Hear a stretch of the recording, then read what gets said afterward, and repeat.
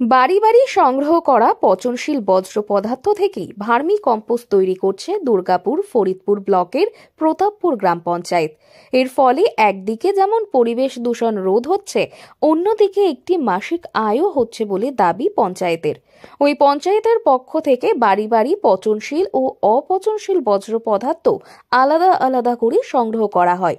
সমগ্র এলাকা ঘুরে সংগৃহীত বিপুল পরিমাণ পচনশীল বজ্রকে কাজে লাগিয়ে কুইন্টাল কুইন্টাল কেঁচো সার উৎপাদন হচ্ছে প্রতাপপুর পঞ্চায়েতে। উৎপাদিত সার বাজারজাত করে স্বনির্ভর হচ্ছে পঞ্চায়েত। বিগত 10 বছর ধরে সাফল্যের সাথে এই কাজটি করে আসছে ওই পঞ্চায়েত। ওই বজ্র পদার্থ থেকে মাসে প্রায় 3 থেকে 4 কুইন্টাল সার উৎপাদন হয়, যার ফলে প্রতি মাসে ওই পঞ্চায়েতের আয় হয় 6 থেকে 8 হাজার টাকা। পাশাপাশি বাড়ি বাড়ি ওই বজ্র সংগ্রহ করায় এলাকার প্লাস্টিক দূষণও কমেছে বলে দাবি পঞ্চায়েত প্রধানের। এই ভার্মি কম্পোস্ট কত বছর ধরে তৈরি করছেন আপনারা এখানে? 13 সাল থেকে 18 সাল পর্যন্ত প্রধানের দায়িত্বে ছিলাম। তখন এটা শুরু হয়েছিল 14-15 সালে। তারপরে মাঝখানটা আমি ছিলাম না, ততদিন ধরে চলছে। আবার আমি দায়িত্ব নেওয়ার পর আবার এখনও চলছে। আমাদের বাড়ি বাড়ি কালেকশন হয়, আমাদের টোটো আছে, টোটোতে কালেকশন করার পর এখানে কেঁচো দিয়ে তার সার তৈরি করা হয়। মানে বজ্রটা কালেকশন করা হয়। এই বজ্র কালেকশন হওয়ার পর আমাদের এখানে 15 দিন একটা ওই বাঁশের খাঁচার মধ্যে রাখা হয়। তারপর ওইটাকে আরও 15 দিন উল্টে রাখা হয়। তারপরে বেডে দেওয়ার পর কেঁচো ছাড়া হয়। কেঁচো ছাড়ার পর 8-7টা আস্তে আস্তে তৈরি হয়। 1 মাস সময় লেগে যায়। পঞ্চায়েত সূত্রে জানা গিয়েছে 2014 থেকে 2015 অর্থবর্ষে প্রথম এই উদ্যোগ নেওয়া হয়েছিল। পঞ্চায়েত থেকে বাড়িতে বাড়িতে ভ্যানে করে পচনশীল বজ্র পদার্থ সংগ্রহ করা শুরু হয়।